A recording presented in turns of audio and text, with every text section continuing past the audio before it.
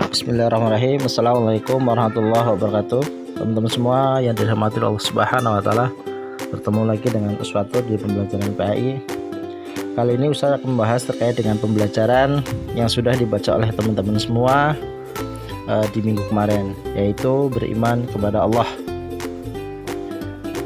Pelajaran ini sudah teman-teman semua baca. Ustaz yakin teman-teman semua sudah paham terkait dengan pembelajaran ini, tinggal Ustaz menjelaskan sedikit.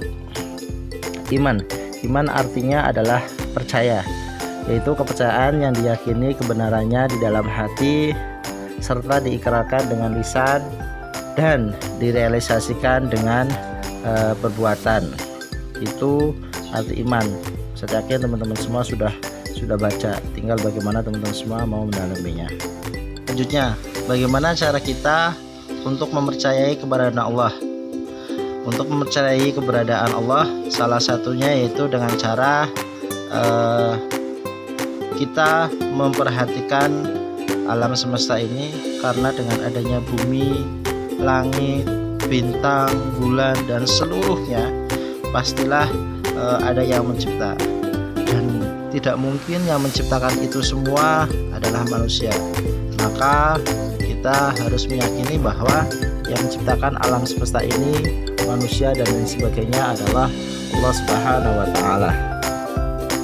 Baik, selanjutnya kita akan membahas bagaimana menguatkan keyakinan terhadap keberadaan Allah Subhanahu wa taala.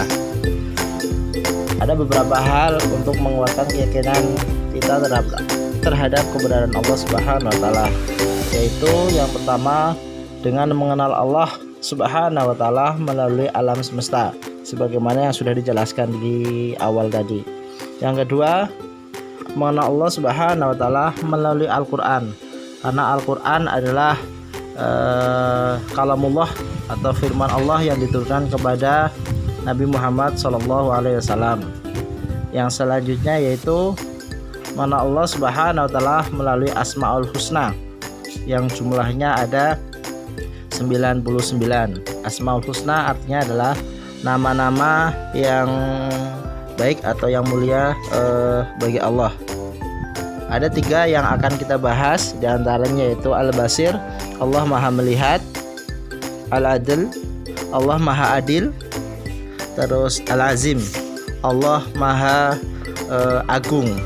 Itu 3 Asmaul Husna di antara 99 Asmaul Husna yang ada di dalam Al-Quran. Baik teman-teman semua, itulah terkait dengan iman kepada Allah. Selanjutnya kita akan membahas terkait dengan beriman kepada Rasulullah. Baik. Rasulullah atau Rasul Allah itu adalah manusia pilihan yang memperoleh wahyu dari Allah Subhanahu wa taala dan bertugas menyampaikan kepada umat manusia. Di dalam Al-Qur'an, nabi dan rasul yang wajib kita ketahui atau kita yakini jumlahnya ada 25. Itu adalah nabi dan rasul yang wajib kita ketahui. Selanjutnya teman-teman semua, kita juga membahas terkait dengan tugas para rasul, karena Allah mengutus ke-25 nabi dan rasul itu pasti ada perannya atau memiliki tugas.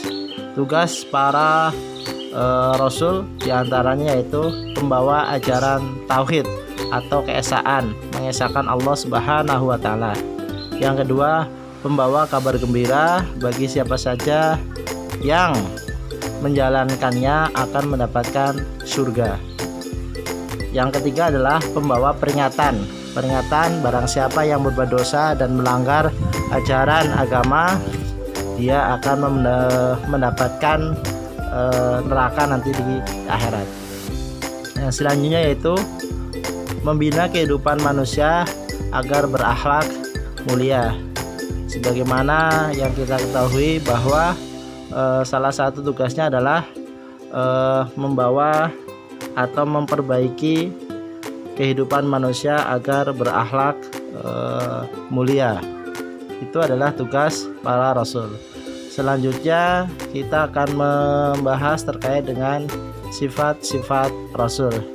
Sifat-sifat Rasul ada 3. Yang pertama yaitu sifat wajib, sifat mustahil, dan sifat jaiz.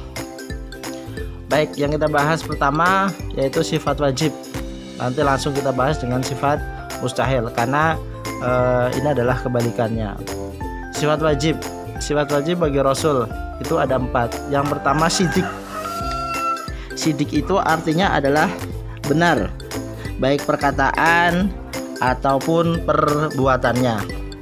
Kebalikan dari sidik adalah kazib atau dusta, pembohong. Selanjutnya yaitu yang kedua adalah sifat wajib bagi Rasul adalah amanah. Amanah artinya dapat dipercaya. Kebalikan dari amanah yaitu khianat.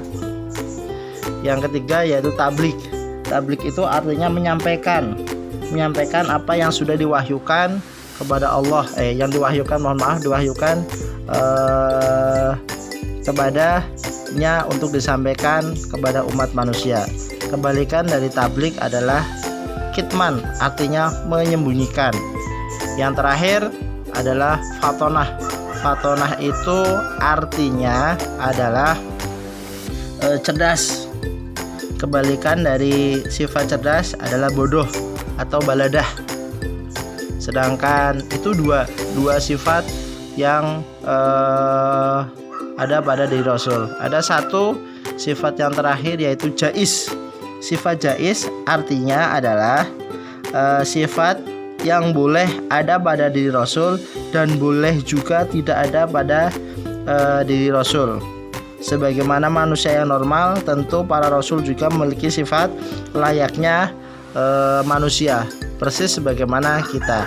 Tapi beliau semua memiliki sifat yang wajib, yaitu keempat sifat tadi. Baik teman-teman semua, itulah sifat-sifat Rasul yang sudah kita pelajari ya. Tadi ada 3 sifat Rasul: sifat wajib, sifat mustahil, dan sifat jaiz. Selanjutnya kita akan belajar tentang Rasul ulul azmi dan mujizat para Rasul. Baik, dari ke-25 Nabi dan Rasul yang wajib kita ketahui, ada 5 Rasul ulul azmi. Ulul azmi itu artinya adalah seorang Rasul yang memiliki keteguhan, ketabahan, dan kesabaran yang sangat kuat dari berbagai rintangan dalam melaksanakan tugasnya sebagai penyampai ajaran Allah Subhanahu wa taala.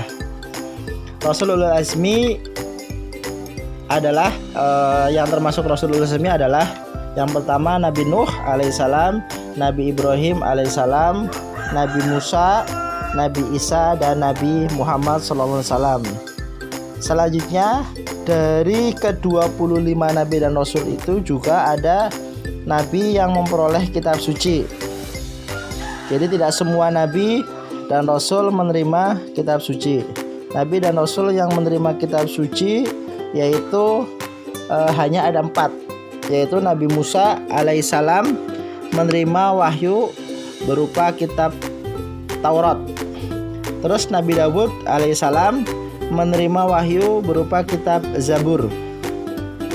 Terus Nabi Isa alaihissalam, yang ketiga Nabi Isa alaihissalam menerima wahyu berupa kitab Injil.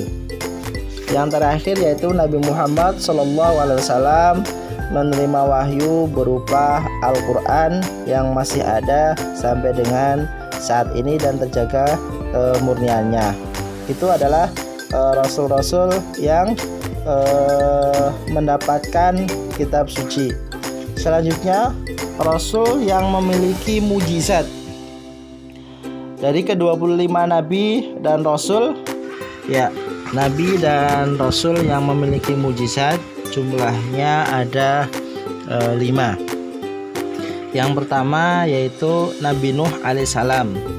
Nabi Nuh adalah umat dan keluarganya sendiri yang tidak mau beriman kepada Allah, sehingga beliau diberi mujizat berupa mampu membuat perahu yang sangat besar karena ada peristiwa banjir bandang yang di situ keluarganya bahkan anaknya sendiri tidak mau ikut masuk ke dalam perahu tersebut.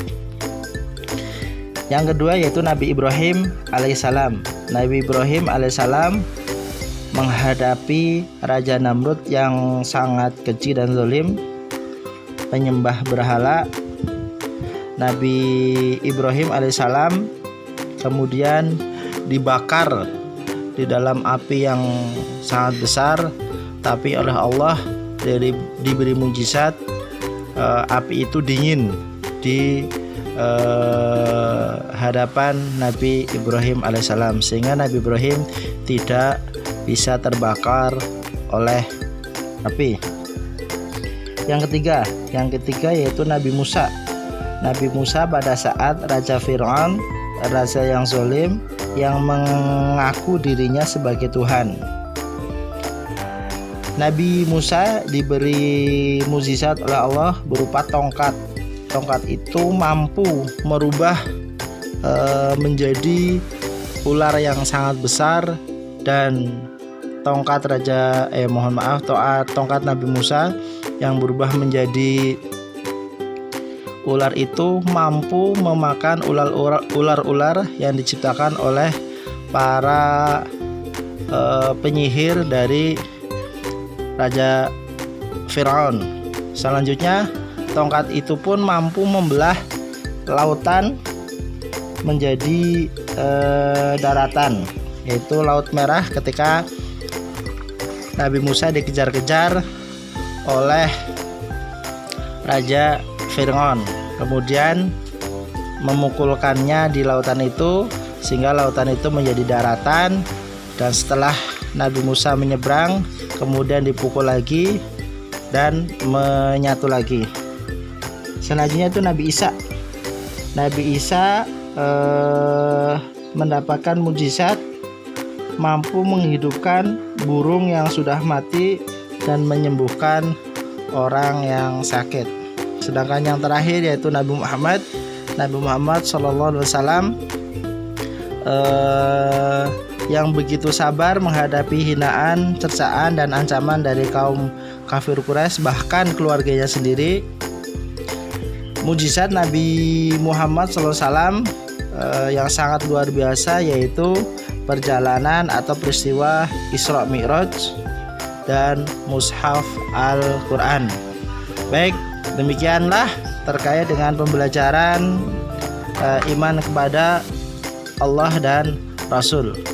Untuk teman-teman semua, marilah kita tingkatkan keimanan kita dan ketakwaan kita kepada Allah Subhanahu wa taala, dan sama-sama berdoa semoga pembelajaran tatap muka segera berlangsung sehingga kita semua bisa belajar bertemu secara langsung, tidak melalui media elektronik ini. Sekian dari Ustadz, mohon maaf atas segala kesalahan. Kita akhiri bersama pertemuan kali ini dengan bacaan hamdalah, alhamdulillahirabbil alamin. Sekian, assalamualaikum warahmatullahi wabarakatuh.